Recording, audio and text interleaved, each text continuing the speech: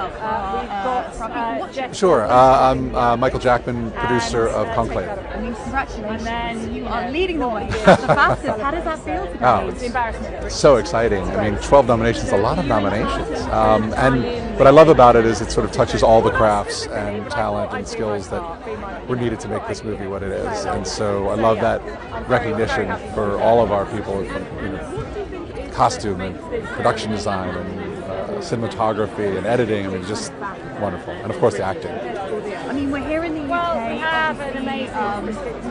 This could be the night for Rafe to pick up. I hope so. Actor. I would love that.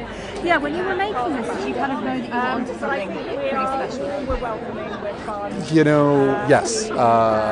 You never know, though, whether it's going to strike a chord with the public, either commercially or artistically. You just don't know, no matter how great the ingredients. But we had the original book by Robert Harris, then we had a phenomenal screenplay by Peter Strawn, who had done Tinker Tailor Soldier Spy.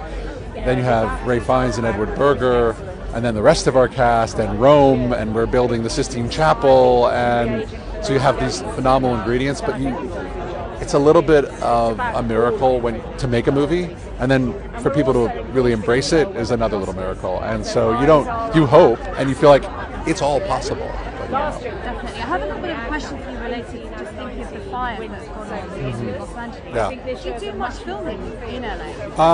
Haven't done much filming in LA recently, but there certainly is lots of filming in LA, and it's we were in Los Angeles for the Golden Globes that Sunday. The fire started Monday, and it was very scary for everybody. And also with the tremendous winds, it's like, okay, what's going to stop this from just being devastating all throughout LA? And it was so devastating to the areas that were hit. Family, I mean, we have friends who lost homes, and awful. I mean, they're doing an amazing job of rebuild, of planning to rebuild, of raising money and helping people, but it's a lot of lives ruined. And in terms of, I'm sorry to hear that, and I had friends and colleagues too, but in terms of more productions being made in LA and making sure that still happens, what are you kind of doing? Is it something on your mind? Are you doing? Well, I think ultimately the state of California is helping with that. In general, this stuff turns on a dime, right? Where you shoot a movie is so much about the money you have to shoot the movie. So we look all over the world, honestly, to shoot for where there's tax credits or funding or less expensive places that you could shoot. And then California has a tax credit, and they're just increasing their tax credit, and they're adding money to it, and those things really help. Plus, it is nice to stay home. I live in New York, but it's nice for many people, for LA-based producers and actors and directors, to stay home once in a while. So those tax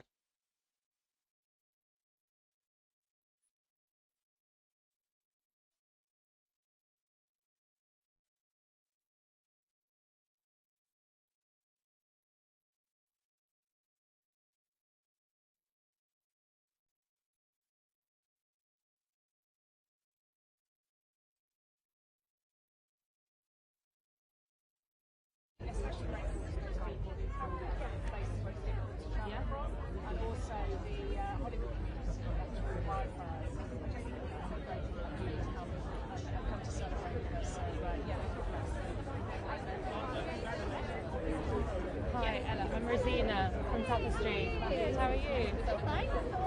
Hi, nice to meet you. Yeah, good. How are you doing?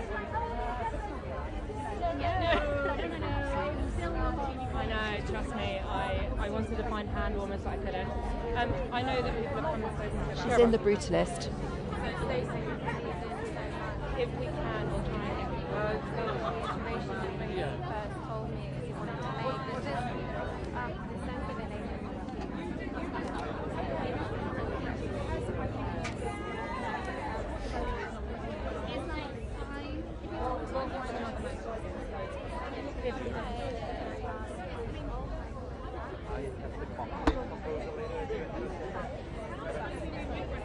No, I'll make sure there's no one around. Thank you.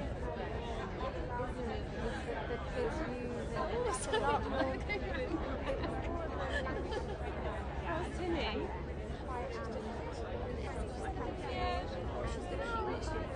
Is it?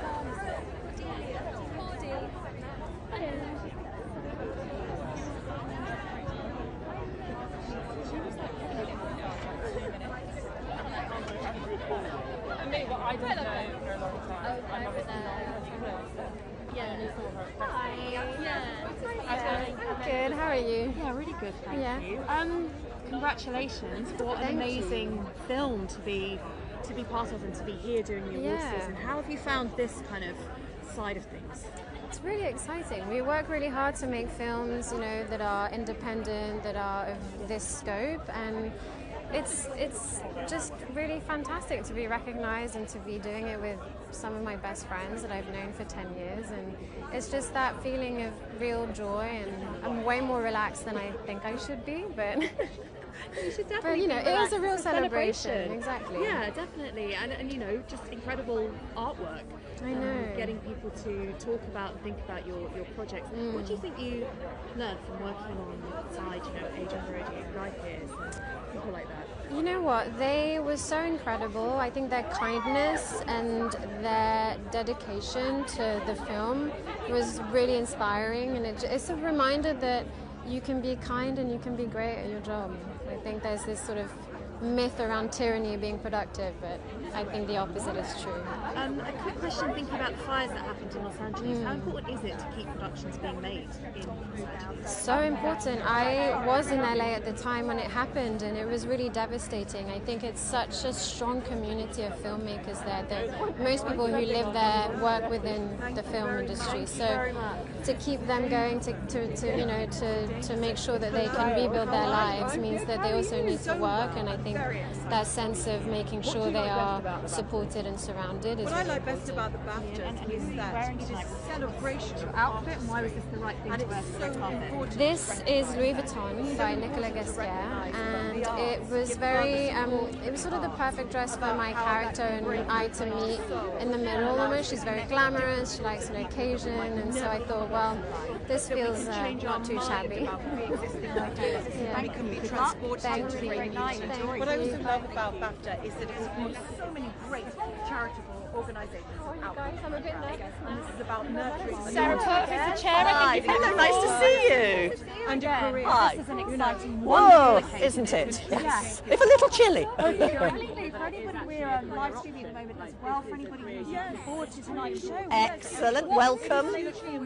They can look forward to an evening that nobody can call, I think. You know, some years it feels like there's one or two big hitters that have kind of pulled out ahead. This year, I think, of the 42 nominated films, every single one of them could be a winner, and that's what makes it exciting, I think. exciting to maybe learning musicals. Yeah, horror. 3 horror films, and you know, animation and comedies, and yes, and those huge, big societal sort of epic commentary pieces like Brutalist, and then very, very intimate portraits like Hard Truths. So real variety. It's such a mix of variety. And of course, this is here in the UK, we've got the best musicals. Yep. It might be I was hypnotised, so I couldn't remember being the biggest surprise, perhaps, or to kind of like come through. I just wondered if we could talk a little bit about that category and that movie. I think it's really important for us to have Best British Film. It kind of widens the range of films that we're able to honour and also encourage people to go and watch. And it's great to see the variety in that. You know, again, you've got Kneecap, you've got Outrun, you've got Bird, the Andrew Arnold film. There's such a variety in there. And it maybe, hopefully, gets people into those cinemas, you know, onto the streaming services or wherever and watching those films. Definitely. And finally, we talked about it before actually, but the fires that happened over Yeah. our friends, our colleagues in America, who think get into this. What will there be tonight, maybe? Yes, a little bit, yes. I'm a pianist, so... You know, we would want to say that we are, you know, we stand with our colleagues and our friends, many of whom are BAFTA members in LA, Well, not now, and we stand in awe at their resilience as they begin to rebuild. And not most importantly, we're also very grateful for those from the California community who have been able to come and join us tonight, and we really and truly welcome them. Well, I mean, the most Thank exciting you, thing guys. is to work with Thank a director you. who loves music and, you know, giving me the music on the picture. You know, he'd rather ask me to, you know, to make the film better and find spaces for the film. And I really love, you know, being with him in a kind of collaboration and talk with him. And we already did that with All Quiet on the Western Front. And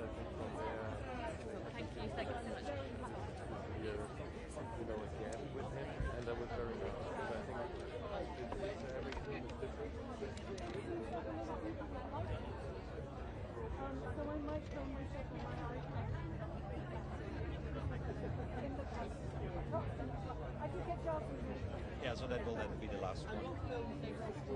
Yes.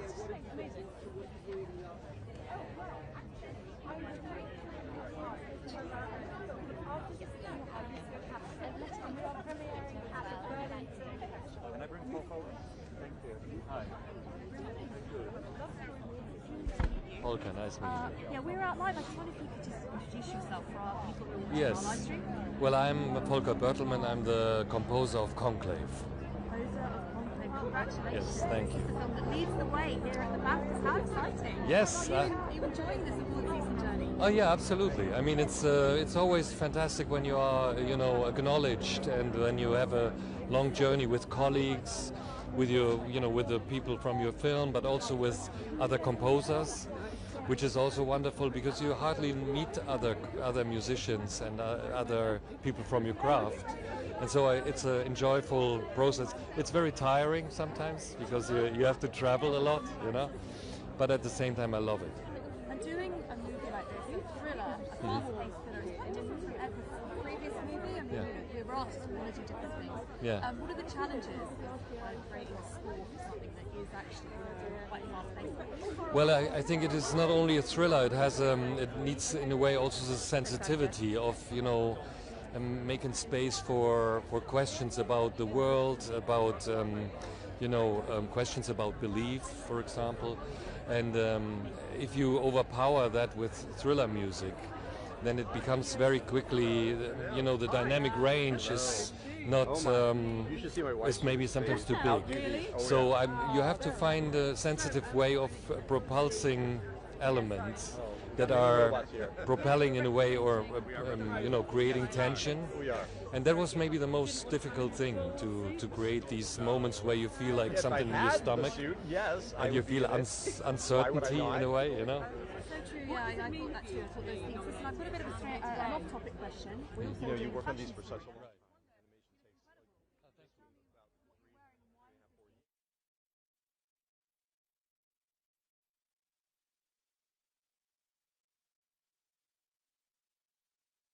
time. I felt I wanted, because I'm a musician and I'm wearing normally when I'm on stage, I'm having a lot of, let's say, more casual clothes that are a little bit in a different shape. And I had always a very traditional tuxedo, but I never felt very happy with it. And so I was looking for something for men, which is not so easy. Thank you so much. Enjoy your night. Thank you. Get to reunite with some of them tonight. Thank you.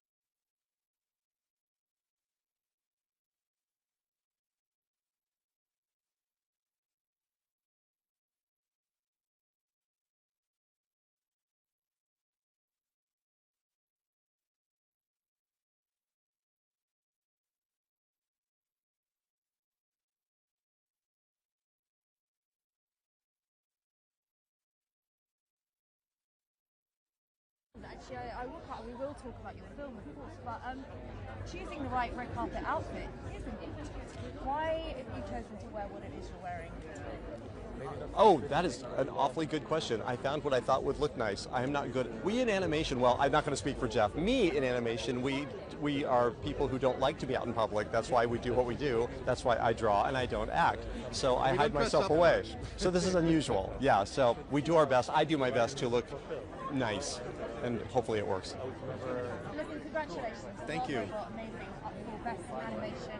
This whole award season journey that we're on, how's it been? I keep describing it as it feels somewhat out of body It all feels very surreal and overwhelming, but in a very positive way. But it just is it's incredible. And again, to Chris's point, we're used to kind of just being off on our own, doing our thing, making our movies for 3 years at a clip, and so getting to do something like this is not something that we get to frequently do. And when it happens, it's very, very exciting, but also kind of it's big. It's big for us. And all you animators, mates, is it competitive, or are you looking forward to chatting to your other fellow animators who are here tonight? Oh my gosh, you know what? It's a big family. We don't all stay at the same studio. We'll bounce around and go from studio to studio as well. So they are all our friends, and everything that they are doing, we encourage and we are interested in, and we learn from each other. Like everybody, discovers things and finds new ways of doing things, and we inspire each other. Yeah, and their success is our success. Everyone's breakthroughs kind of help all of us collectively move forward. So we are always rooting for each other. Just thinking about the fires that happened in Los Angeles. Yes. We've been talking about production. Do you think that there's enough production still being made in LA? I mean, I think overall, even prior to the fires, I think that's been an issue, and even now with the fires, it's.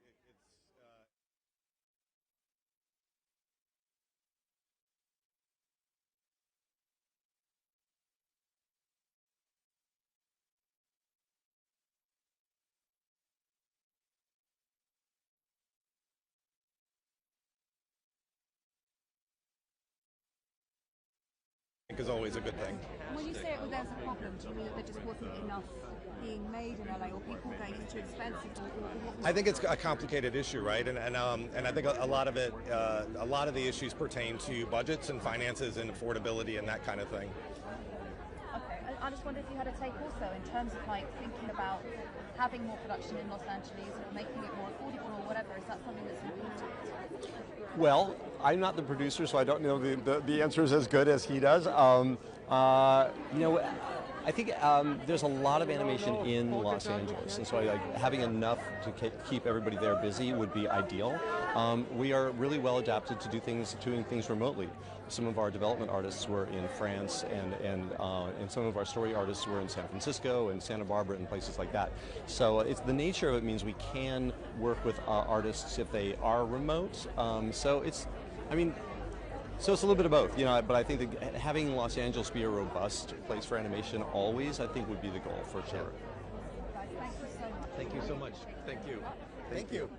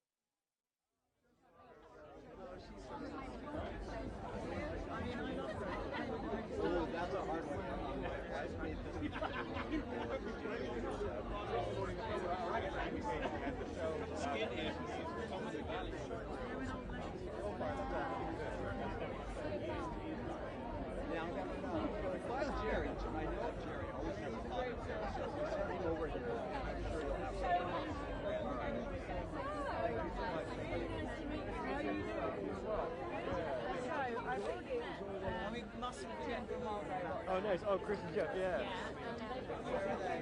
Oh, yes. Oh, really? Oh, yeah. Especially Chris. Chris always has really good.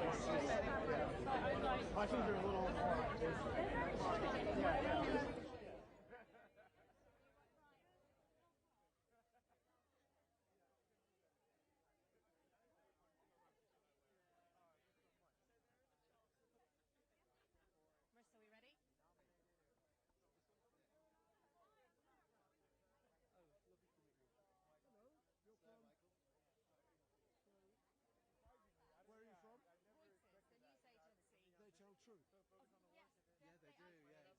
Listen, congratulations, a great animation and a really great category to be part of. I just wonder if you could speak to that a little bit. It's the first time we've had that category. Yeah, it's wonderful that BAFTA have got a category for family and children film. It's such an important part of the industry, and it so gets left out at award ceremonies. So fantastic to put that front and centre, especially now after what children have been through these last few years with the pandemic and all that stuff, and saying like let's celebrate this. So what a thrill to be one of the first nominees.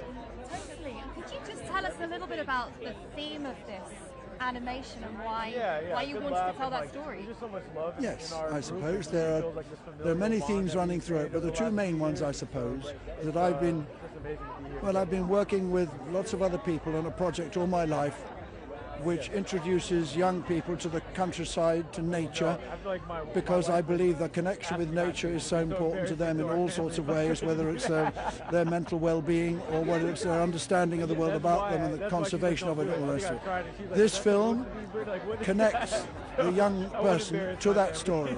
It's about a young boy, an urban boy who doesn't really give much about that, and meets a man on an island who is living in the middle of a paradise, and the child is introduced to this, taken by the hand and guided through, and by the time you finish the story he's part of it, and that's what we want all our children to feel, part of the world about them. So there's that. And the other thing is so important just at the moment.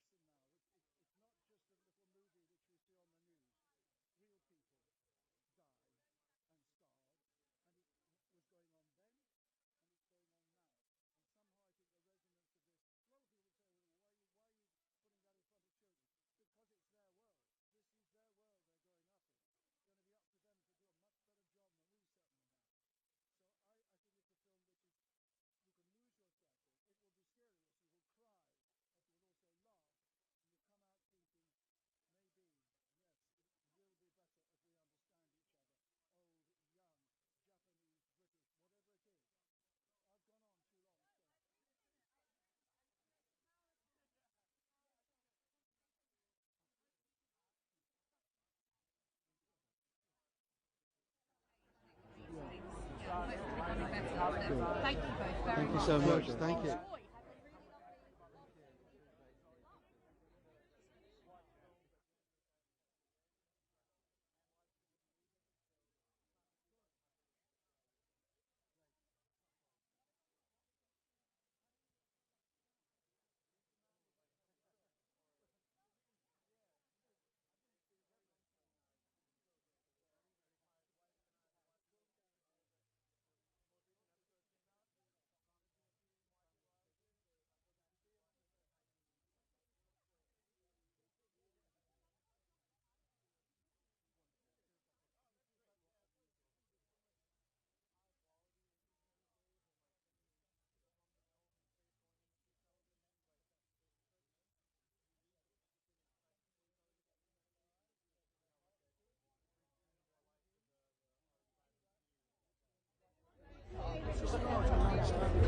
All time.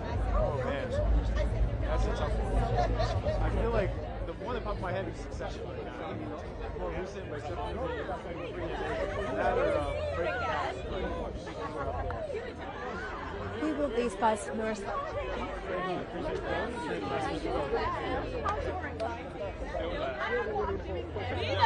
Okay. Here we go, Marissa.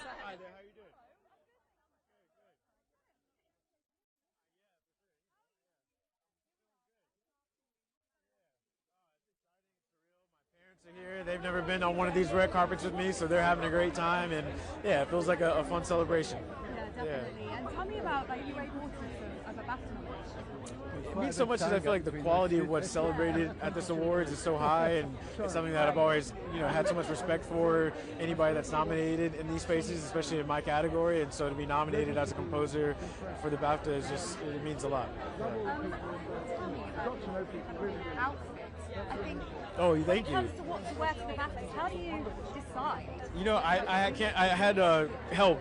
My stylist Wendy Nicole picked this out for me, so they're amazing, and it's Xenia, and it's always fun for them to help me figure out what to wear, and we always try to find some way with the Wild Robot to include something kind of natural. So I have these cufflinks that are these little floral moments, and every piece I've been wearing has some sort of like floral element. But yeah, I always find it fun to have something interesting like architecturally and all that, just to be able to have some sort of expression with what I'm wearing. Yeah. Yes, yeah, of course. Yeah. Mainly the floral aspect. I feel like every outfit I've worn to a red carpet so far has had some sort of natural comment on flowers or the environment or nature, just because the Wild Robot has so much of that in the film. Yeah. Yeah. Thank you so much. Nice to meet you. Have a good one.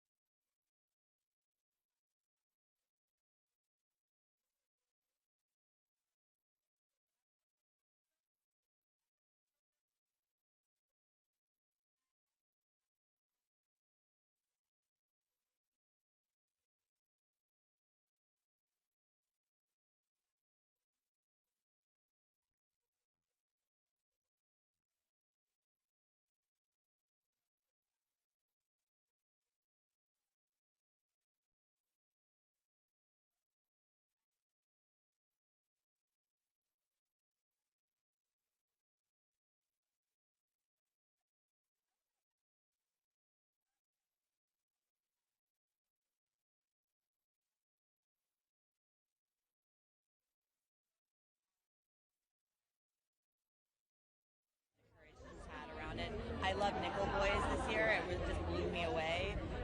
That and The Brutalist are both this year incredible films. When I was younger, Lost in Translation had a huge impact on me. The Breakfast Club had a big impact on me. Clueless. And I also really love Hunger and Shame by Steve McQueen. So that's a few. More than 4. Yeah. Okay, thank you. Hi ladies, I'm Sarah. Greetings. Really nice to meet you both. Congratulations. Thank you. Yes. Incredibly important Thank film. you. Being up for a Bafta in the documentary category. Just tell me how important that is. It's so incredibly important because so many of my favorite films growing up wanting to be a documentary filmmaker, so many of my important films were nominated and have been at the BAFTA. So to be here with our first film after 10 years of making it is truly a dream come true. It just means everything. Such a global community, right, supporting this film. So that means a lot. 10 years, congratulations. Absolutely. I mean, what I'm gonna reserve. I'll do it for real at some point in some project, or I hope to. Yes. So many well-rounded themes in this film, but specifically the visitation practices that happen that continue to harm our families. Is that a visibility, hopefully, will make people think about how we're voting, what we should vote for, and what we should no longer stand for when it comes to making sure that we strengthen and connect our families. Because this should not be something that children specifically should not have the right to hug their families, touch them, and continue to have parents parent from the inside. And I believe, too, that the visibility around our impact campaign would allow us to be able to make those changes and to continue to expand our program that we do. Just because it's in Virginia doesn't mean that it can be everywhere. And so we're really excited that the film is allowing people to think differently, really outside of their box. Yes. It's an amazing film. Yeah. Thank you. A quick question. We're thinking about the fires that happened in Los Angeles and reflecting on the films that are made there. Is it important to you as filmmakers to make sure that production in Los Angeles Yeah, I mean, like now when we can choose like where to go, I think that a lot of people should be thinking about shooting in the States, what we can do in LA. There's just so many friends of mine have just been sitting and not been able to work. The last 2 years has been really hard, and now with the fires, of course, it's nice that this conversation started to bring things back home and do what we can to support each other. Thank you. Appreciate it. Thank you. Thank you. You do the same. And he does a great job getting through the theaters, and that's miraculous for me. You're standing like right beside me. Let him do that. Of course. You just stand in the background. Yeah, just stand in the back.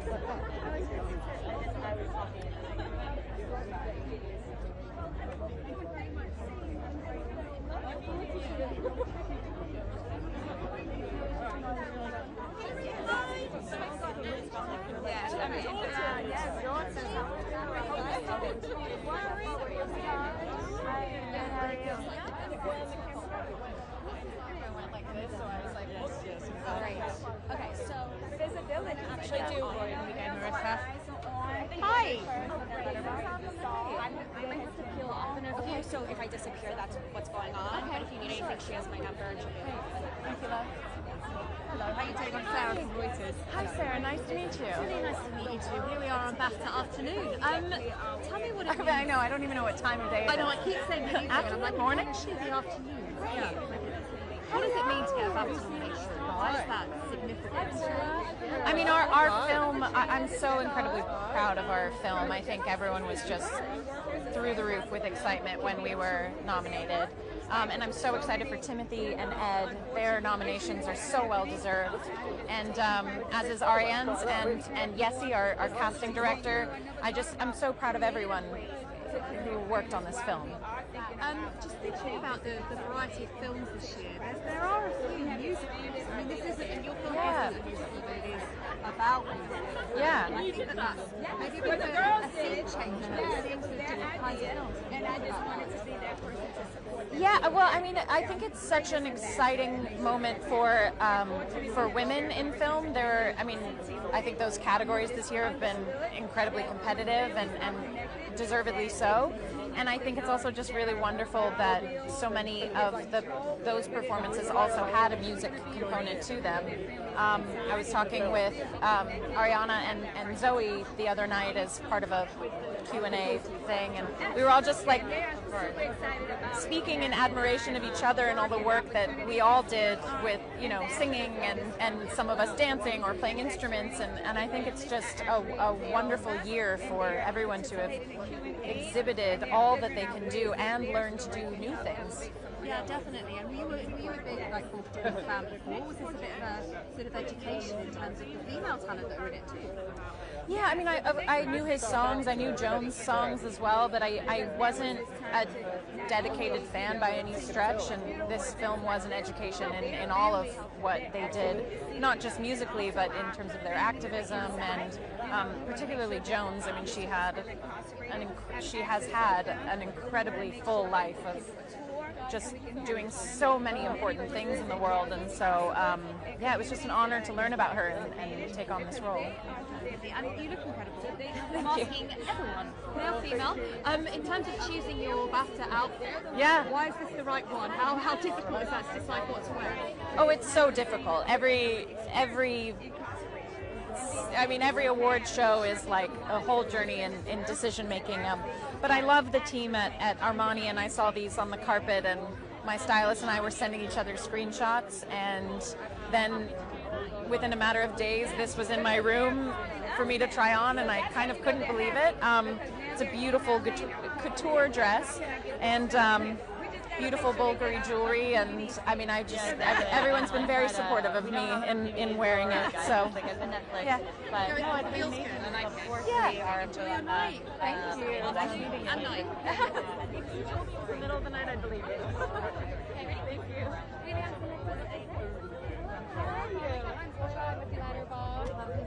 Oh no. No.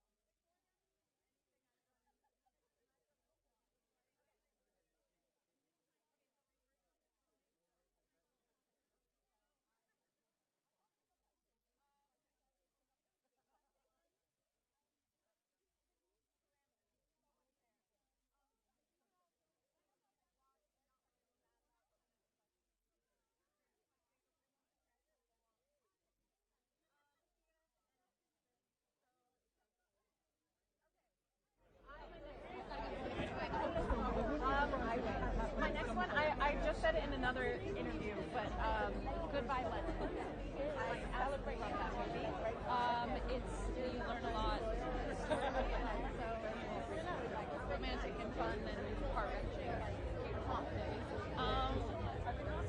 Shaun of the Dead. These are all just like.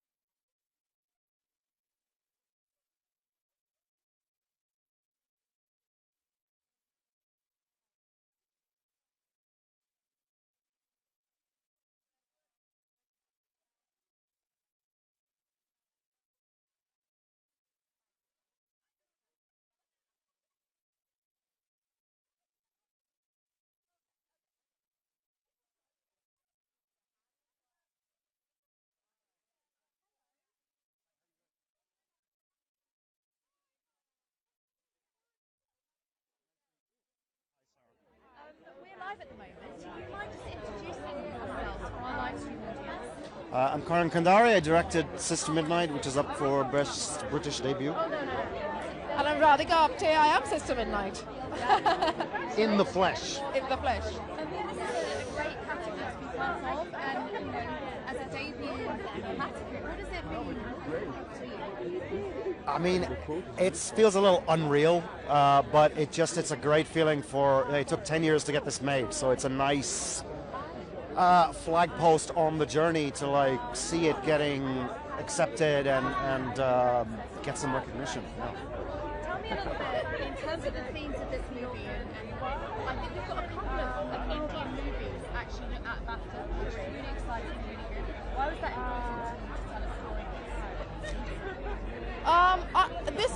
Yes, the film is set in India, and we both are originally from India, but I don't think the film is Indian. I think the film is very universal, and it's just about outlaws, really. And I think we're all outlaws, and it's I think it's very important to accept yourself as an outlaw, and which is why I think the film is important.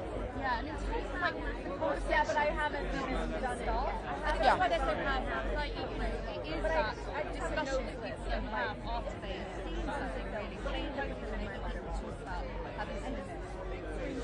Wow, that's a big question.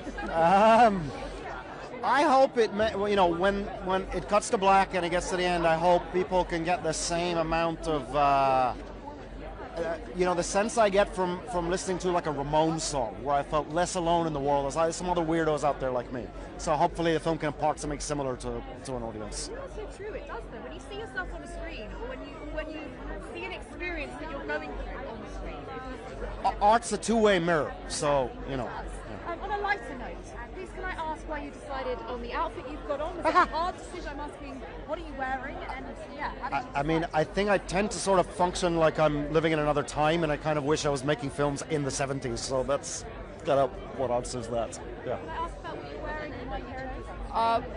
My beautiful stylist, Rosie, she chose it. I've just delivered a baby a month ago, so I have a baby brain. Don't ask me the names. I'm literally so sorry. But yeah, it's all my stylist. She looks awesome. Yeah, she does not look like somebody who just...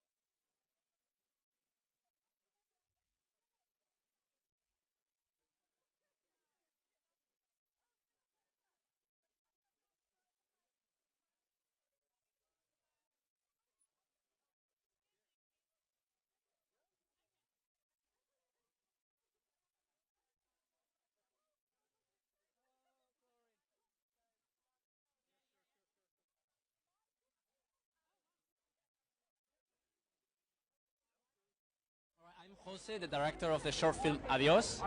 I'm Natalia Kiriakou, co-writer. I'm Bernardo, the producer. Amazing, guys, congratulations. Thank you. Bafta nomination. Just tell me, what does that mean for you as a creative, the amount of people that might see this film? I mean, that's possibly the most important thing. I mean, short films are not like super trendy, so this exposition is super important for us so that the film and the story that we try to tell gets to be seen. So, I mean, that's a great gift as a filmmaker. You want to share your story, and this is a great opportunity, you know, to get more visibility.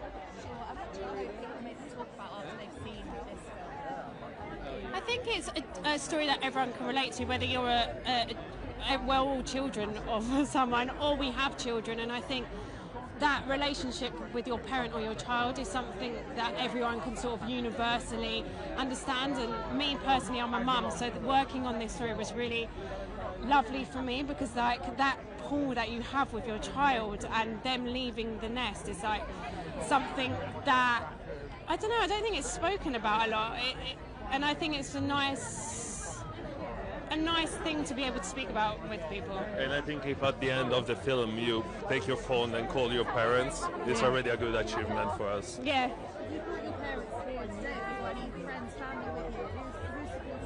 I mean, no, my daughter, I've got a photo of my daughter in my bag, so she is sort of with me.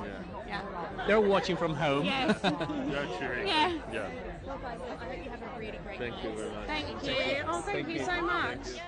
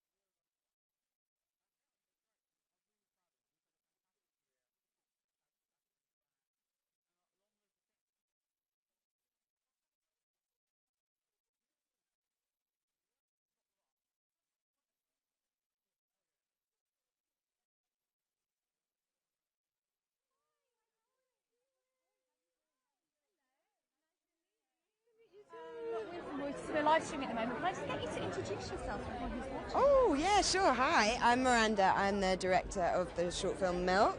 My name's Shonier. I am the producer of the BAFTA-nominated... Sorry, short film to remember Milk. that. Yes. Exactly. Congratulations.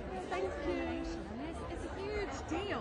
What does it mean to you guys as filmmakers to be on that nominee list? I mean, yeah, it's an honour, it's a privilege, it's all of the amazing adjectives in the world.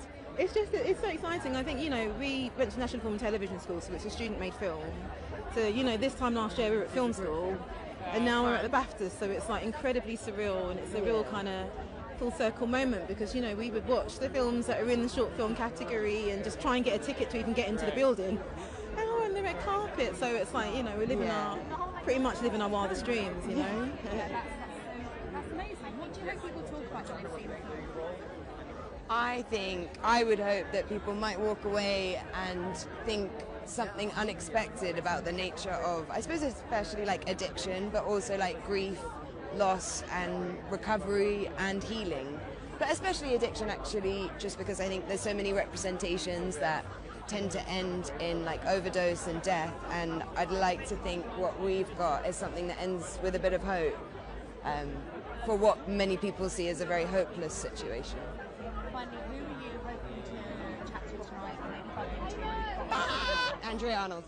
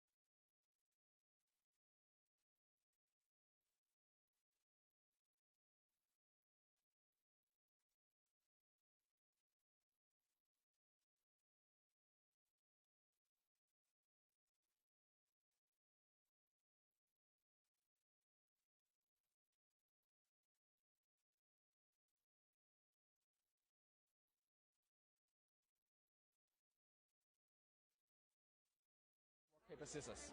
My name is Alexander Rudinsky. I'm an actor from Ukraine. Wow, okay. So tell me, let me grab this.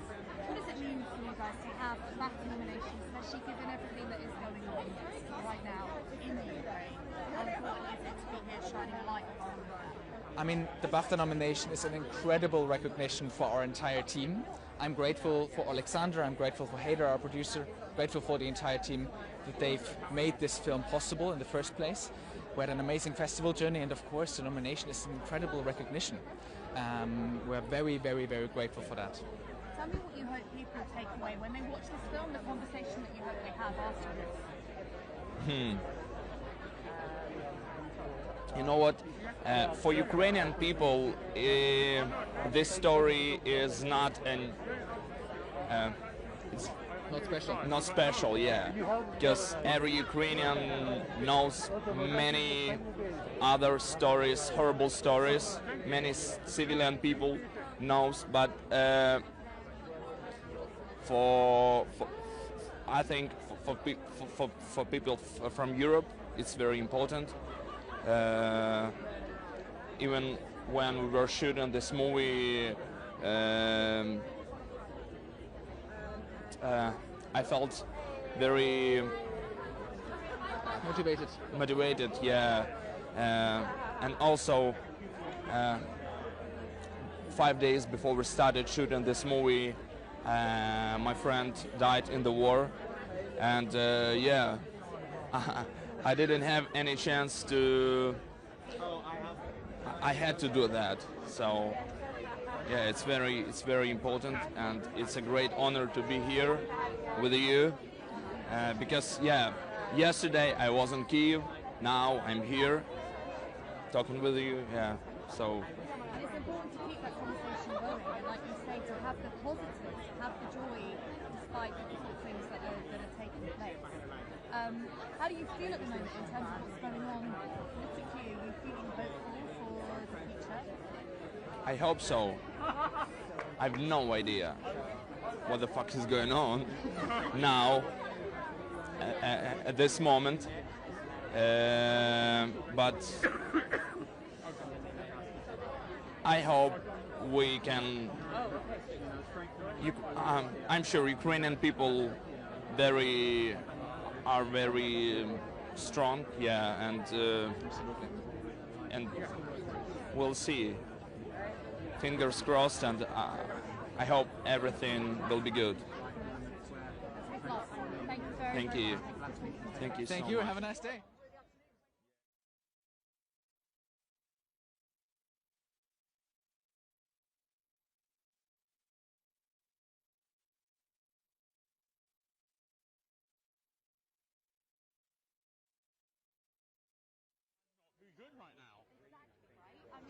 Coming to an event like this, being part of an event like this, why is getting a Baftas Well, I think it's sort of like a validation, isn't it? When you get nominated, it means that you're legit and that you're sort of like in the upper echelon of what you do. And everyone loves an accolade now and again, obviously, don't they? So, yeah. Talking about films and things, what are the films that you're most excited about?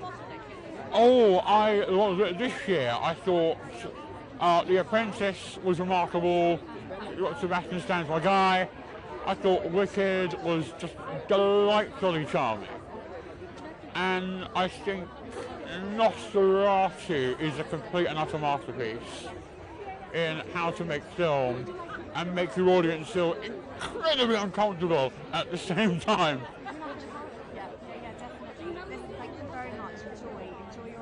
Thank you very much. You too. You too. That's the main one.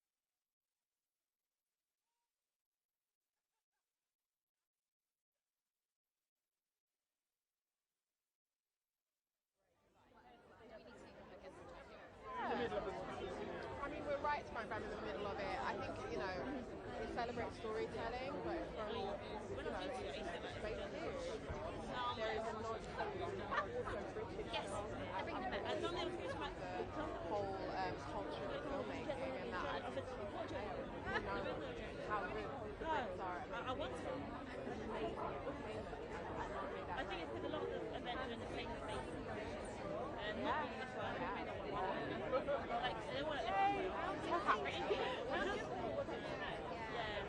Not this time, but this is actually one of the smoothest, most joyful experiences I've had so far.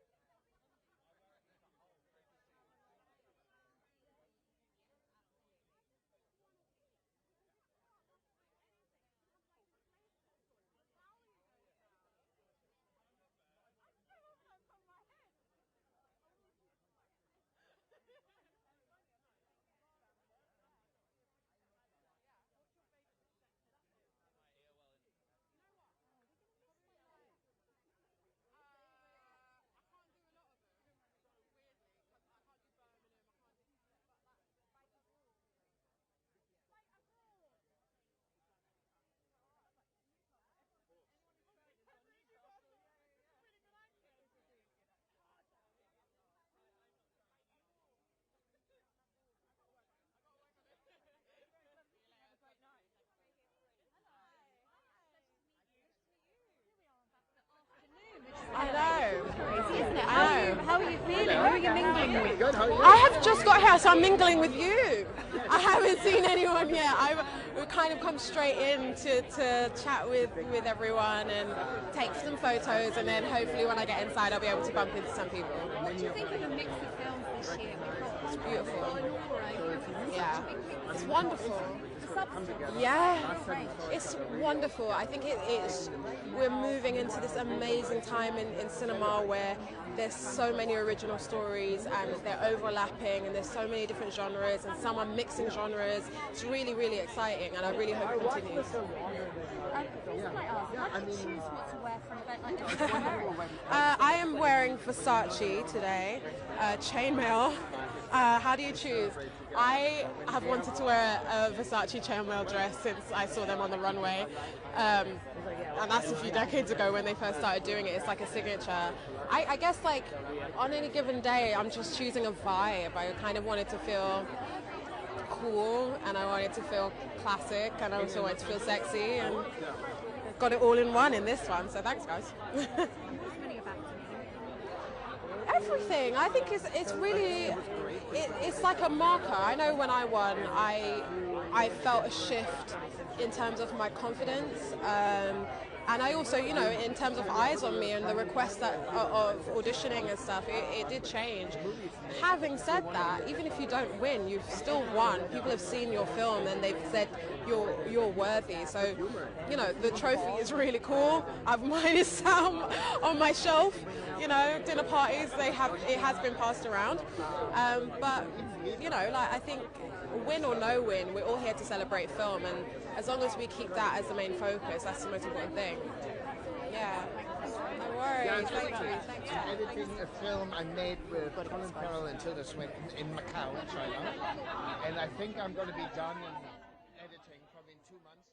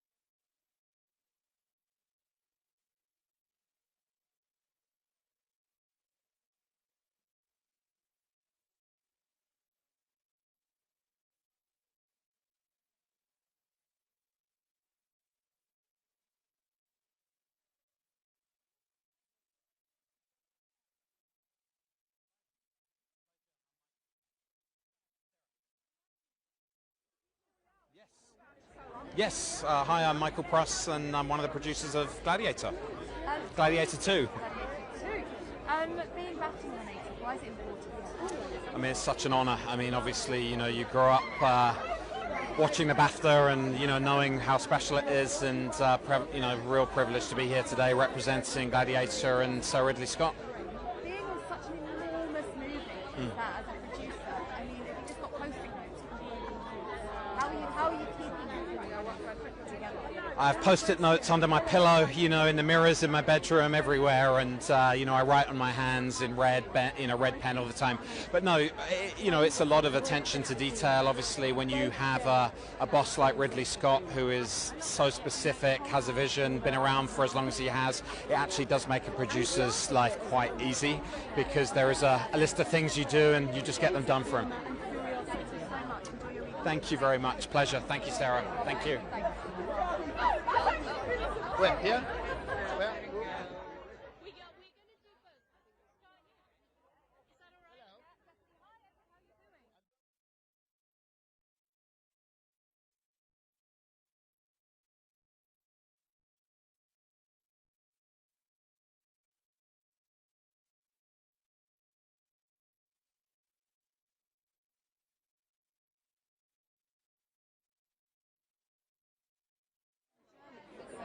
Sure. Of course, you've been a winner before, all quite on the Western front, you know, and now you're back here. How are you feeling in terms of confidence? How am I feeling in terms of confidence? So you want me to answer this in German? Das ist einfach wahnsinnig schön, nochmal hier zu sein. Wir waren letztes Mal hier mit Im Westen nichts Neues und Confidence, also Vertrauen ins... Darum geht es nicht. Es geht nicht darum, gewinnen wir oder gewinnen wir nicht. Natürlich will man auch einen Preis mitnehmen und ich freue mich, wenn vielleicht ein Teammitglied einen Preis kriegt. Aber wir freuen uns einfach, hier alle wieder miteinander zusammen zu sein, zu feiern. Das letzte Mal haben wir uns bei den Dreharbeiten gesehen und jetzt nochmal zusammenzukommen und hier heute Abend zu feiern, ist ein ganz, ganz schönes Geschenk. What drew you to tell this story? Obviously it's based on Robert Harris. What was it that drew you in about this particular thriller and you know, whatever, getting inside what goes on with the Catholic Church? German or English? Okay. Well, it drew me that I felt like we really had a chance to tell a political thriller that took us into a world that we don't know much about. We've seen it maybe in Washington, we haven't seen it in the Vatican. So I felt like, okay, this is a great opportunity to make a movie like that.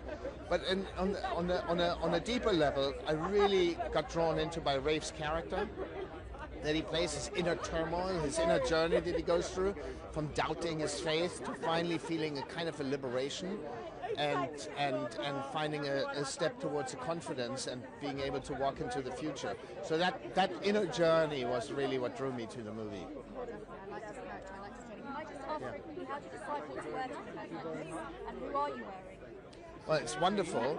To decide what you wear is we can just wear a dinner suit, so that's very easy. And I was given a wonderful, by my distributor, a wonderful suit by Laura Piana, and I love wearing it. You feel very, very confident in it. Like $1 million. I've seen a bunch of comedy geniuses. Thank you so much. Thank you. Sorry. Yeah.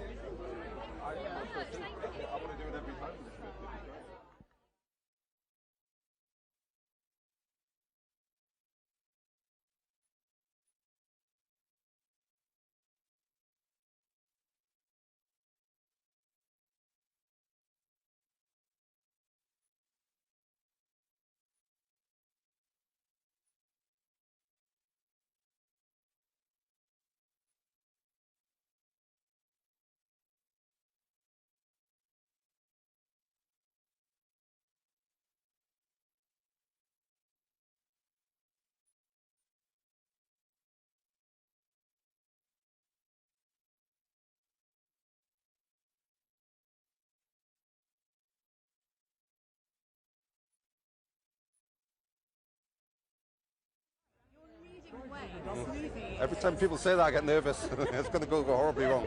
You should be feeling great. I wonder how it feels. It feels wonderful. I do feel nervous. I think it's because it's the home crowd and it's my sort of film community, as it were. And that also makes it feel very special and very lovely. Do you know what though, when you saw this movie finish, you got to see it up on that big screen, was it everything you hoped it would be?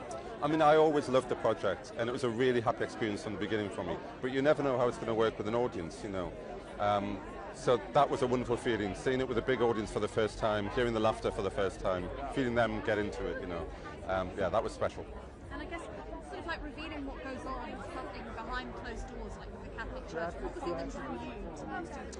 Well, I think, I mean, Robert Harris, who wrote the book, you know, he's always writing about politics, and I think he always finds an interesting angle to come at the politics, and that was what this was. It was a political thriller, but in an arena that we're not used to seeing, and it made everything fresh again. Oh, thank you. Congratulations. Don't be nervous. Go and have a great time. I'll do my best. Thank you very much. It is far down the line.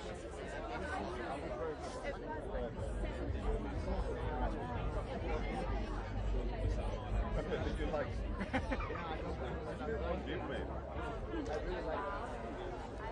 I think it's hard to gauge sometimes how to feel. So to have this, I guess, kind of tie it up as well, and it has, like as you say, it's been a long time. So if this is like the last red carpet I do for Back to Black, it's a pretty good one. You know, it's a really good one, yeah. And how did you deal with like the reviews and stuff like that? Because these days everything seems to be a bit polarized. Yeah, I mean, it's important to me to focus on the job at hand for me, which is like to promote the film and talk about it in a way that I feel is authentic to my perspective on why we were there and why we were doing it. And I think it was, for me, it's always about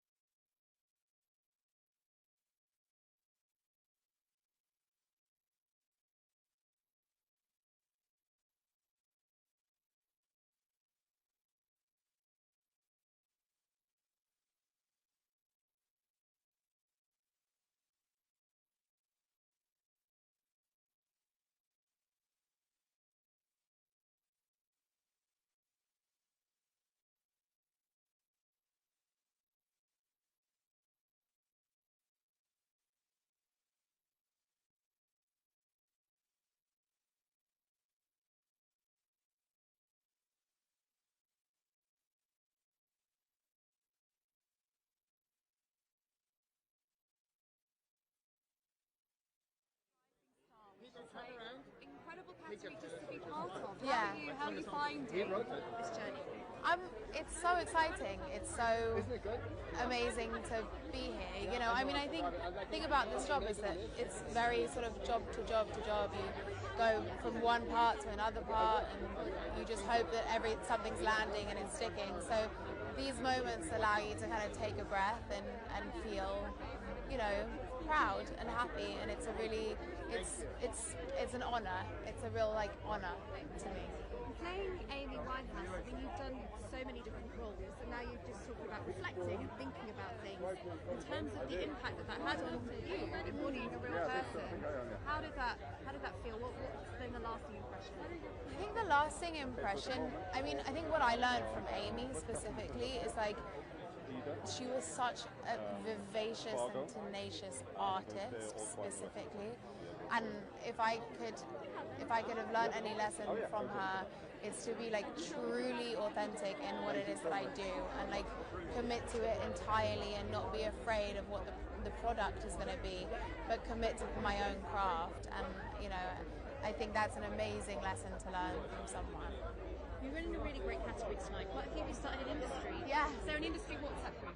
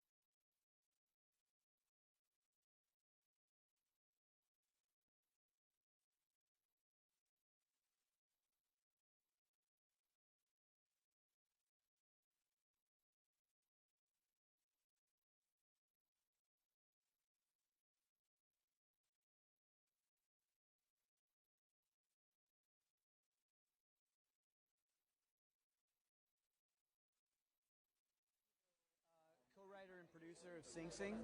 And Greg Cuidar, co-writer and director of Sing Sing. And producer as well. Oh, and producer. Yeah. Well, welcome to London. Thank you. Congratulations on your nomination. What does it mean to be up for a BAFTA? It's a tremendous honor. I mean, this is, you know, the taste, the quality of films that are recognized here. It's to be part of the legacy of the Baftas is tremendous. You know, I think we got a little bit of heavy heart because two of our co-nominees who were formerly incarcerated were denied entry into the country because they had served prison time. And it goes against the grain of everything that they put into their characters and what this movie stands for, the way that they lead in their communities. You know, I think the reality is that for most of the world, if you serve prison time, even though you come home, it's a life sentence. You know.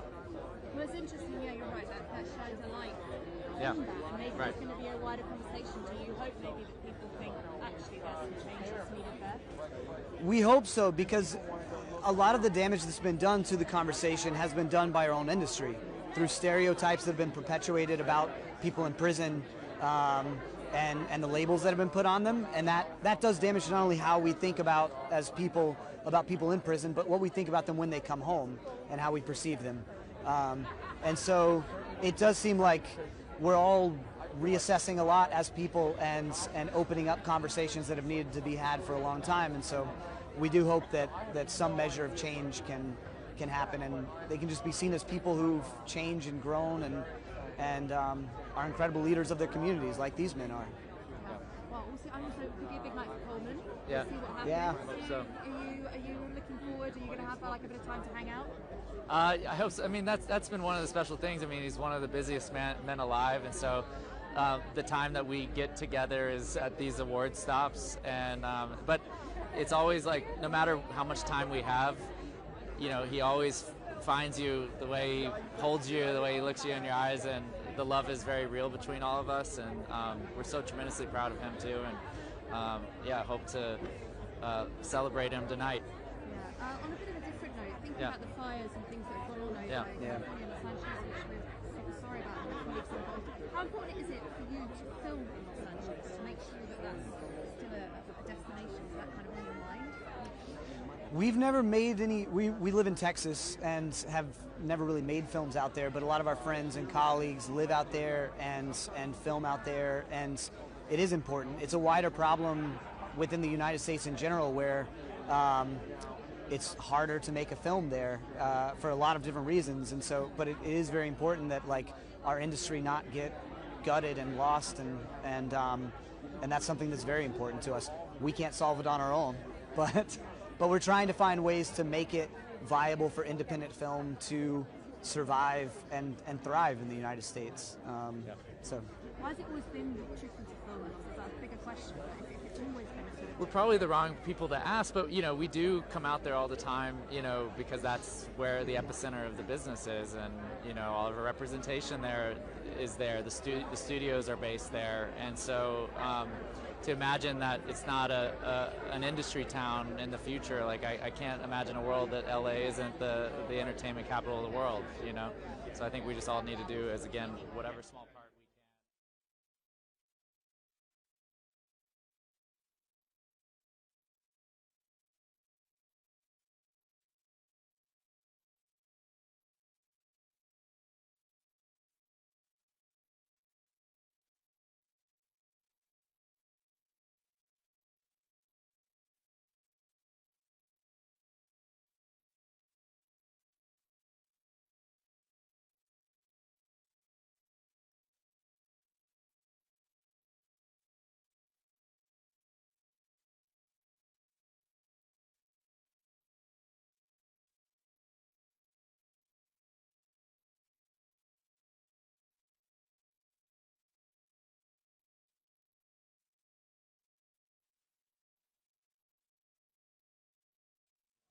There's a point of view that really feels like was born in the 80s, and that Roy Cohn really ushered into the sort of the zeitgeist that we're still experiencing. I think if you're looking at him now and the things that he's doing and how he's denying reality and flipping the narrative however it serves him.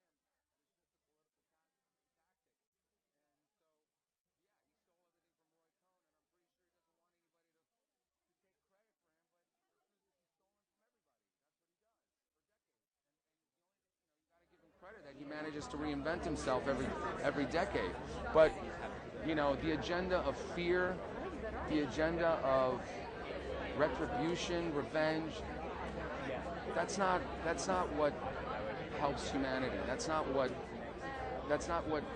creates growth and connection between people. It's very divisive. It's very so.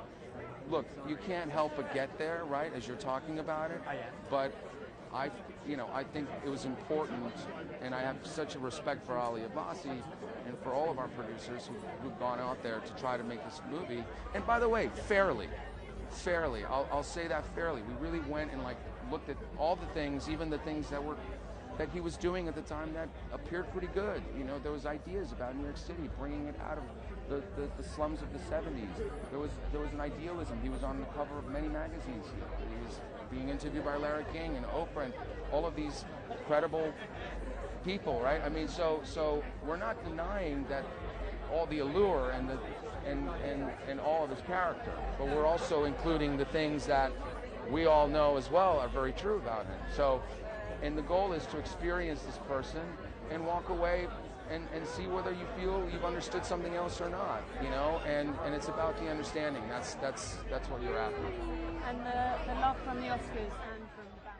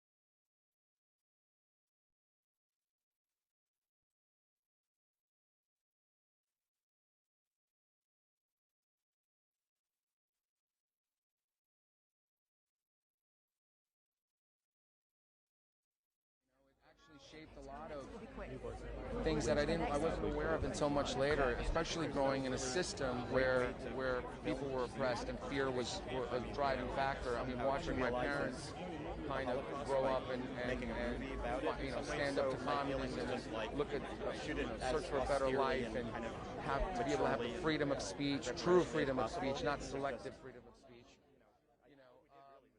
I think those are all things that I look up to.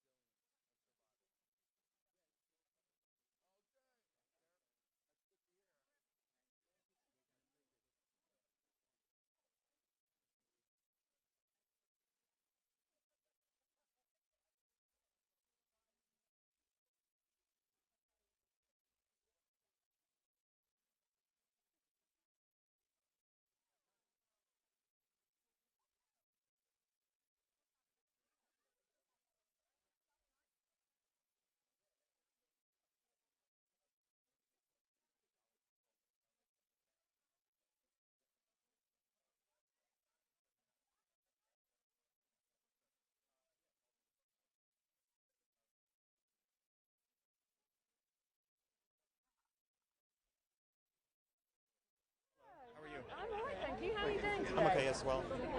You're one of the most beloved people on the awards season. this year. I just wondered, are you aware of this? No, why? Because you're so nice. Everybody's like, you're so nice. You're so friendly. Like, you think of your, you put thought into your answers. And Oh, that's so you nice. seem to be enjoying it a little bit. Is there an easier way to do it?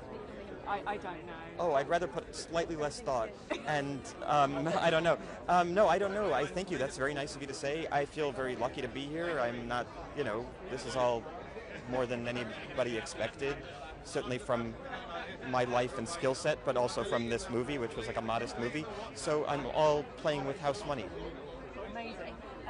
You're not coming with Kieran? Well, no, because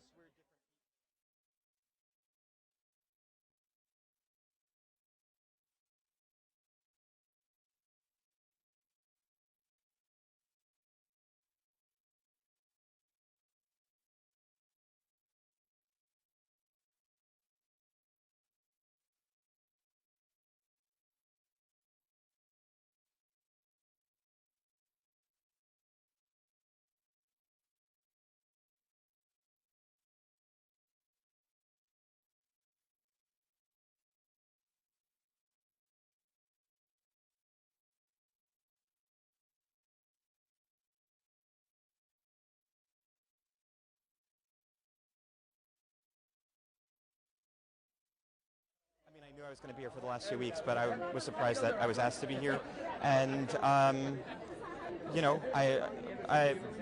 don't know what else to say except I'm very lucky that we're here, and half of my cast is British, so I'm glad I'm glad that they were our link to this country. When you say you're surprised, you mean maybe like a film like this, getting this kind of recognition, is that what you're Well, yeah, the movie's super small. It was made for like $3.5 million in Poland, off the grid by not like one of the major film companies. So, we're lucky. It's rare that like a movie of this size gets this kind of attention. And I just try to remind myself that it probably is not going to happen again, which doesn't mean to really indulge in this experience. It just means to let's say, not put too much value in the reception of a movie rather than just try to stay busy. getting to do something a little bit, more art house type film? Is there more freedom for you? Is that draw? Yeah, I mean, as an actor, I do art house movies and big budget movies, and to me it's not that different as an actor because you're there doing your same job acting, but directing a movie, I couldn't even imagine what I would do with sets, and I couldn't even imagine what I would do. My mind just doesn't go there. How much do you love directing? Yeah, I like directing. My skills are really writing and acting, and then directing feels a little bit like I'm just trying to kind of protect my scripts, and it feels a little bit like doing air traffic control, and so I'm trying to maybe find how I could be a little more creative as a director. The movie I'm directing now is a little more styled, and I'm just trying to push my skill set. Would you happy with Kieran if he wins? Yes. Kieran, I'd be happier than Kieran if Kieran wins, because Kieran really just puts no emphasis on recognition. He really just is such a great actor, and then he forgets about it and doesn't want to be praised and all that. It's unusual. Yeah. Thank you very much. Thank you so much.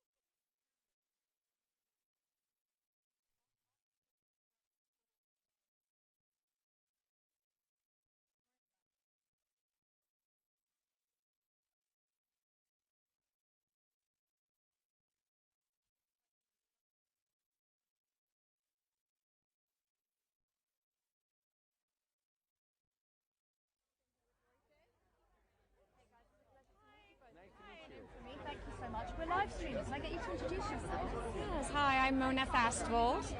This is Brady Corbet. We are Brutalist team. Congratulations, Brady. You picked up Best Director Golden Globe. How are you feeling going into tonight? Oh, we're good. We're honestly, we're just happy to be here.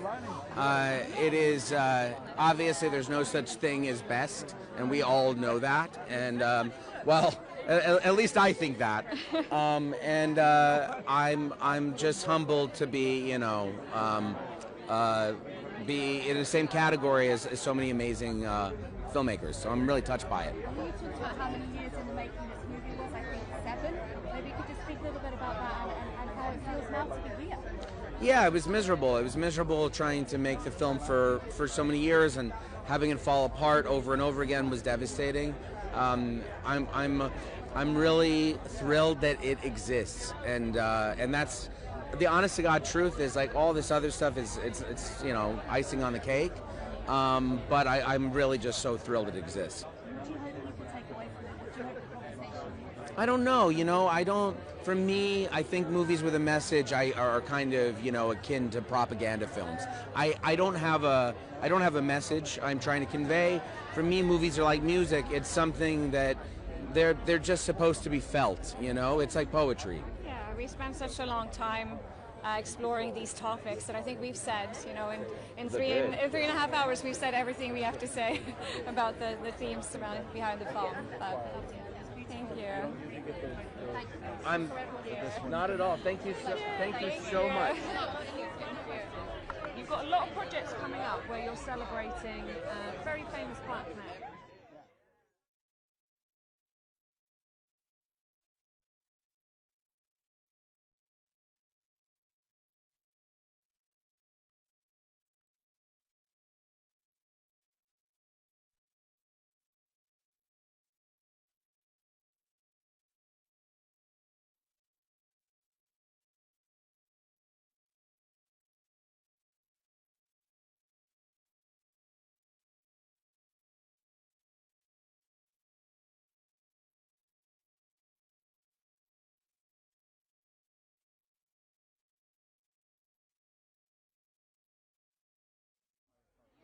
Has been doing well the whole award season, but obviously last weekend was Critics' Choice, doing even better. How are you feeling going into tonight?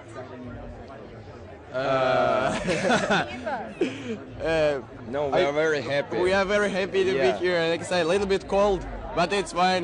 Some amazing girls have more, how can I say it? More cold dress than we, and we are fine. But it's cold here. But it's warm that we're here. It's in warmer the same that we moment. win some awards, No, we're still going very slowly. Step by step together. Yeah, some forward, and forward somewhere. You're also nominated yourself, in the acting category. How important is that nomination to you, and what's the reaction been like at home to this film in Russia? I don't know. For me, most important than I've met Sean, Mikey, and all our team, and I have these people in my life. For me, it's better than any award, first of all, and I'm happy that it's happening with all of us. I think I don't want to think about myself because it's. I don't know, it's not so important for me. But I'm happy that I have new opportunities after this, new suggestions, new meetings with some interesting artists all over the world, and that's why I'm happy, Can I get one answer in Russian? Could you just tell me what the reaction to this film has been like at home, and what it would mean to you to win in Russian? I don't know. We have to ask people. All Everybody my friends. will be happy. I mean, you can speak in Russian. To Russian people? Yes. You can answer to me in Russian. You know Russian? I don't know Russian. My colleagues do. Окей. Всем привет. Всем привет. Спасибо большое за вашу поддержку и за тепло, которое мне пишут, звонят люди и поддерживают меня. Я без этого мне было бы гораздо сложнее с этим справиться, испытанием. Спасибо большое. Thank you. Nice to meet you. I'm so proud that you're introducing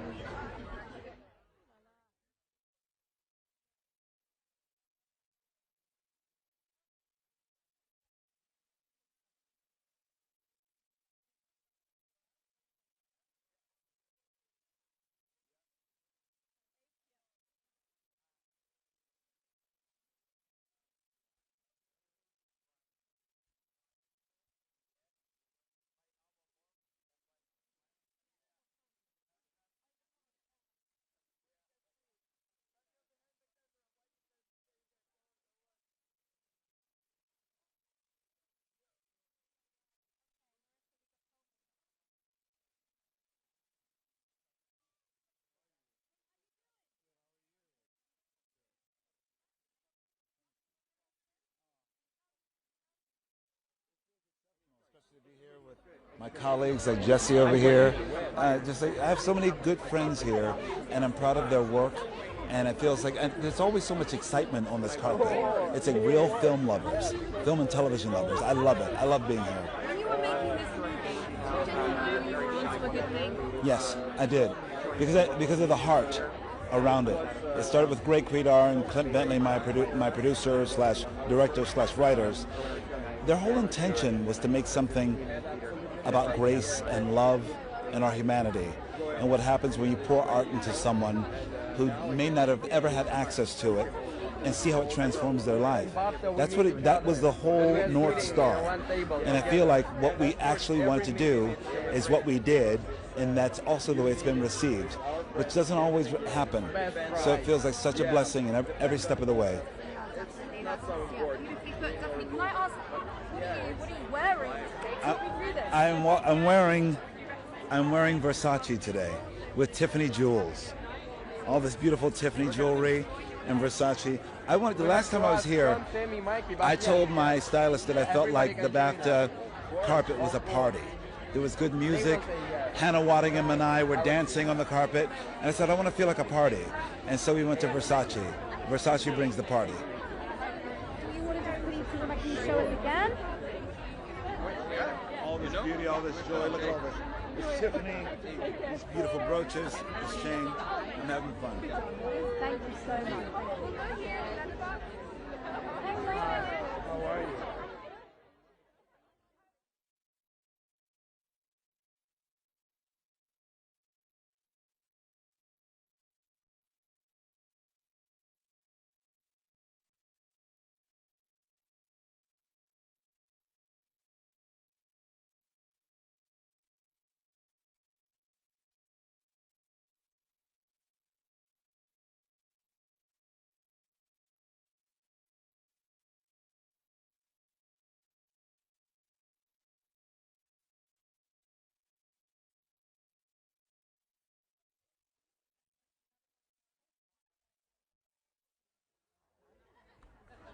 It shows the way you know that we still have to go. Like, unfortunately. I found you. How are you doing? Nice Really to see good. you. So good to see you How's too. it gone? Thank you for finding us. No So lovely, so recognised, not least because Hello. are you with should we just grab you here as soon as they? Sure. Yeah. I'll try and wait around. Yes, who is making the movie? And I think that what defines, how the movie is going to be received. And I love the fact that so many different voices can be finally expressed, get recognition. And I'm so happy, to see that.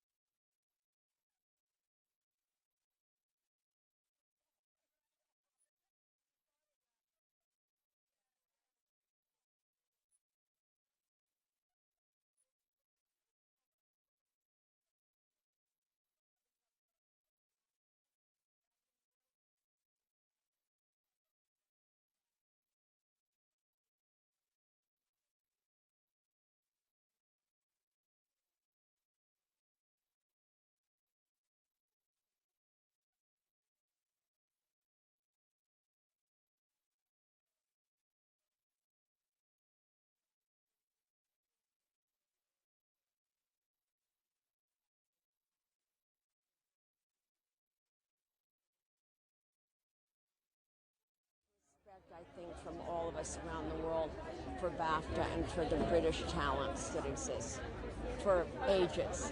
So I love to come, and I love the actual event itself. It's one of the most sophisticated, beautiful, humorous, that British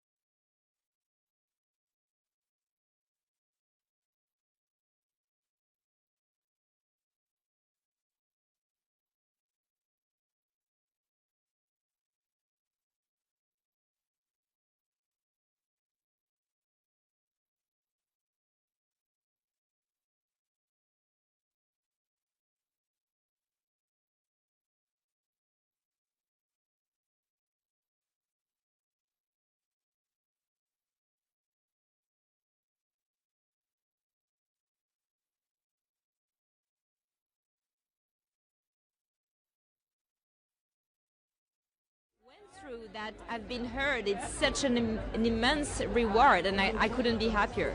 I mean, it's not very often that we see a body horror movie. It's not very often that we see a movie with, two female stars at its helm and a female director. There's so much kind of going on. And if you could just talk to that a little bit in terms of, was that hard to get it across the line? Yeah, everything was hard. When you do challenging projects that are out of the box, everything is difficult because people don't have something else to compare it to. So you create new paths, you create new voices, you create a new world, in fact. But that's, it's a real fight. And once you arrive, I think it's great because now people are celebrating it, but it really shows, in my opinion, that we should listen to those new voices that are out of the box, that want to tell new stories. And I think that's also what cinema is about. Cinema, I think, is vivid and alive because it renews itself, and and it welcomes new filmmakers at the table with new stories and new ways of making film as well. And when you talk about the message, I watched it, and for me, I loved it. I was shocked by it. It stuck with me. But that kind of message about thinking about aging and maybe that chasing of youth, is that the message that you hope? Could you answer for me in French? Oh, bien sûr. Alors, le message, il va bien au-delà pour moi de la question du vieillissement et du fait de vieillir. Il vient de la manière, en tant que femme, depuis, je pense, notre plus jeune âge, on est considéré par la société comme devant répondre à certaines normes de beauté, certaines normes de comportement. On nous met des étiquettes, on nous met dans des cases. Si vous êtes comme si, vous ne pouvez pas faire ça. Si vous êtes belle, vous ne pouvez pas être intelligente. Si vous vieillissez, vous ne pouvez pas être désirable. Et tout ça crée un rapport au monde qui est extrêmement inégalitaire et violent. Et c'est vraiment ça que j'ai voulu faire exploser dans le film. C'était dire, maintenant il faut construire un autre système. Voilà, et c'était vraiment ça le message du film. Funny, you really have to me more. Obviously, this has been a brilliant film for her and a great project, and we've seen success for her. Have you been in touch? How happy for her are you? I mean, of course I'm happy. It's been a huge challenge for her as well to make this film. It was a very risky project, a long shooting. And so to see her performance rewarded today, I couldn't be happier for sure. Thank you so much. Thank you so much. Thank you. Caroline, just going to step one back to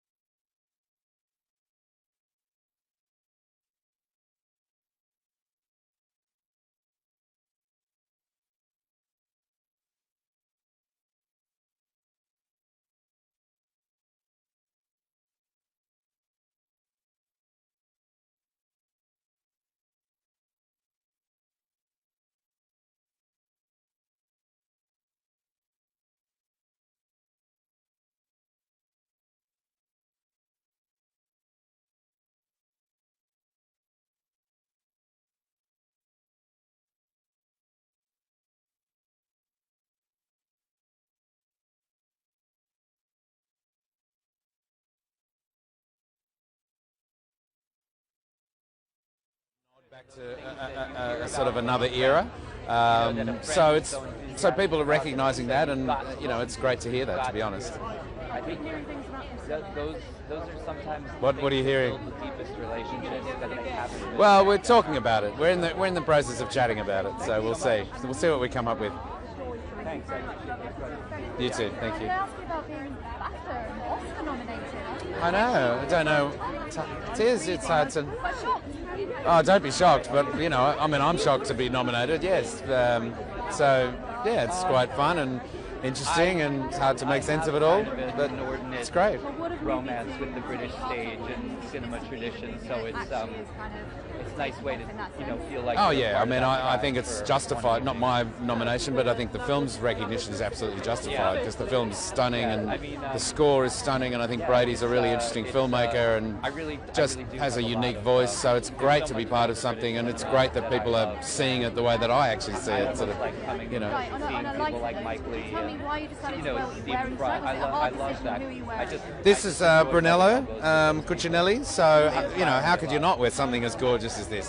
So I love blue anyway, and we've been talking about, they've been dressing me for all the award shows, so I'm really happy to be wearing this for the. This is Artists for Ceasefire. Yeah.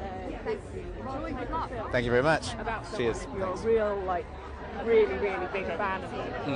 Do you think that's the same for actors, or? I do, yeah. There's a certain burden of imitation and maybe and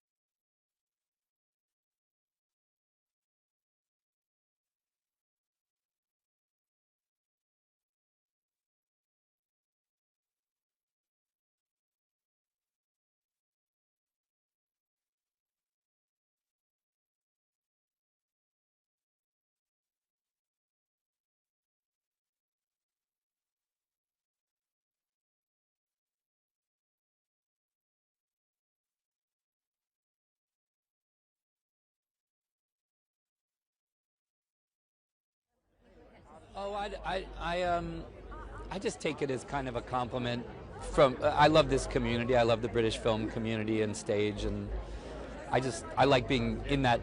I like being in the club of the great tradition of British cinema for even an evening. It's really, it's kind of, it's just a delight. There's so many people in British cinema that I'm a fan of, and I kind of don't get to bump elbows with, and so I love it. It's fun. It's the last movie. I felt like I was really transported back in time. Yes, it does have a effect of a time portal. Yeah, it just sounds Yeah. true in terms of it's more than just a kind of biopic. I don't think it is a biopic. I really think it's like it's an immersion in a cultural moment in a way, which is what I love. It reminds me of Milos Forman's films, which I loved. Amadeus and Hair and.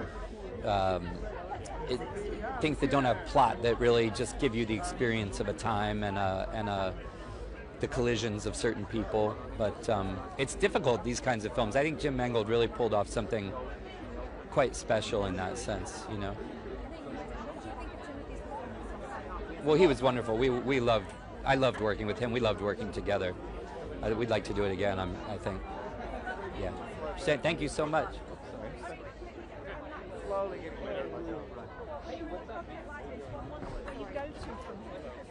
Like eastwards, I don't know what I did, and I don't think I can do it anymore, but it was fun.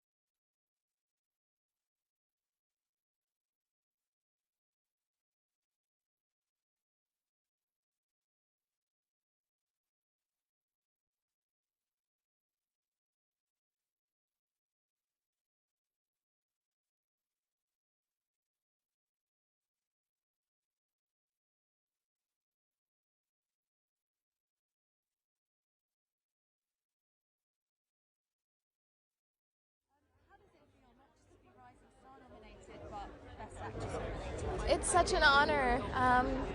Yeah, I mean, I love my film so much, and it's been really special that it's being recognized in such a big way. So it's amazing. Yeah. I watched it quite recently actually, and it was just so high energy. Like for you making this film, can you just tell us a little bit about the process? I believe you also learned Russian. There's a lot of physicality in it. What did it sort of take for you as an artist? Yeah, I mean, it was a lot of physical preparation, a lot of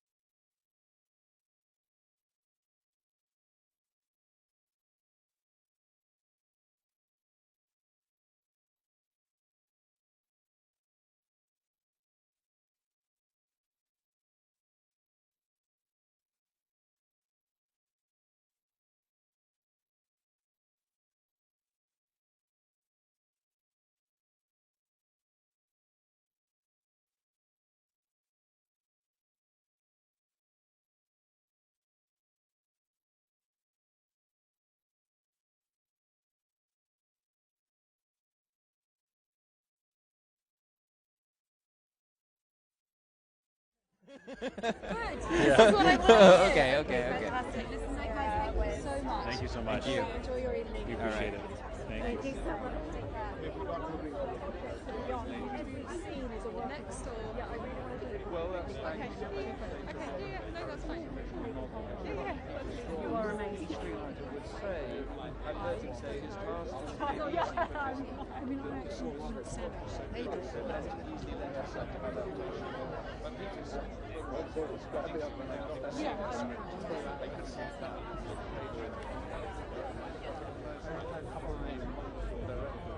So curious about what his actors can do, and you can see from the film that it's really strong and the soundtrack. So all the elements, because I'm biased, I think they're fantastic. You playing that lead role, that is a wonderful role to have, isn't it? Yes, it came off. I mean, it's a role where the inner life is very important. It's a man listening, a man watching, thinking, figuring things out. I mean, your performance is only as good as the director and your other actor colleagues. So it's a community that makes anything come through. It's incredible to think about this. Thank you very much. Yeah, if you keep with us, Sorry, after. It's alright. Her birthday's in hot. Oh, happy birthday. What a great company. I'm going to go and have a hot bath.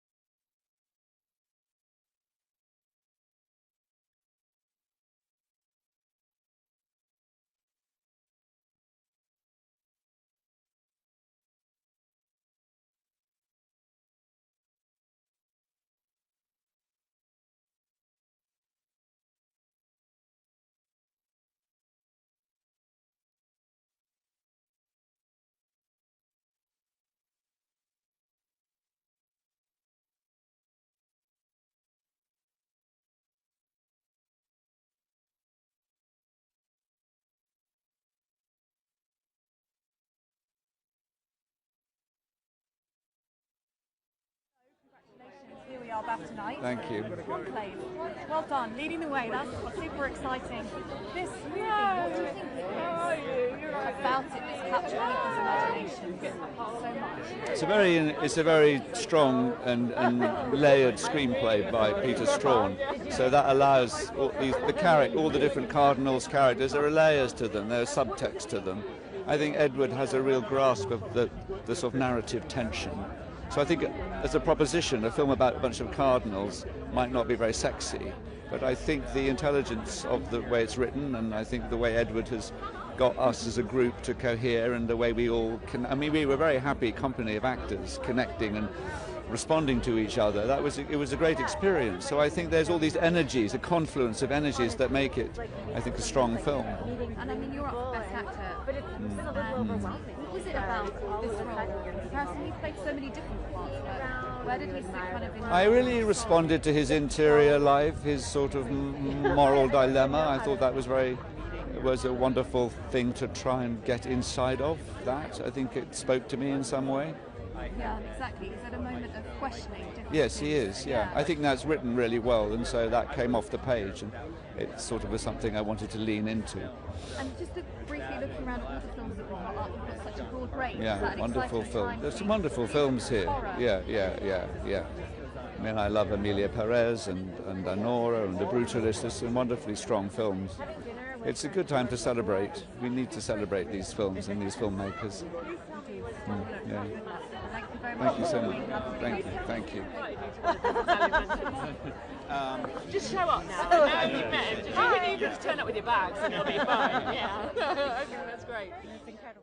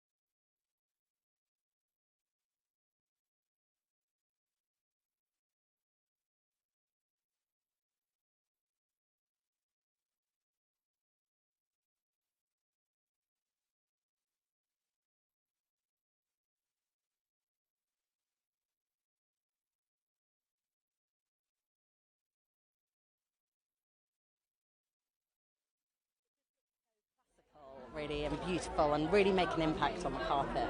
Amazing. And then I guess on the other side of it, there was maybe a kind of gothic find? Maybe you could put that into words for me. There definitely has been. I think we've seen kind of this goth rising. Gwendolyn Christie set it off on her arrival in this amazing black gown. And then Felicity Jones and Vanessa Kirby in kind of all black as well, in these kind of classical dresses, which just look stunning on them both. Was there anybody else that you'd throw in that category just for me for like notes? I'm trying to think. Oh, amazing Lupita Nyong'o looked incredible in black and white, kind of doing the monotone in two colours. But it really has been a night of black and white, I think. Like we've seen those two kind of opposing colours really speaking a lot on the red carpet. Just walking behind you, packing things away. Just that final answer that you just gave me, Yeah. black and white. So it's been a mixture. And who's managed to pull that mixture off? So the mixture, I think, of black and white has really been seen on the red carpet, and it's been amazing to see that parallel. And we saw Lupita Nyong'o wearing both colours, which I think is fabulous.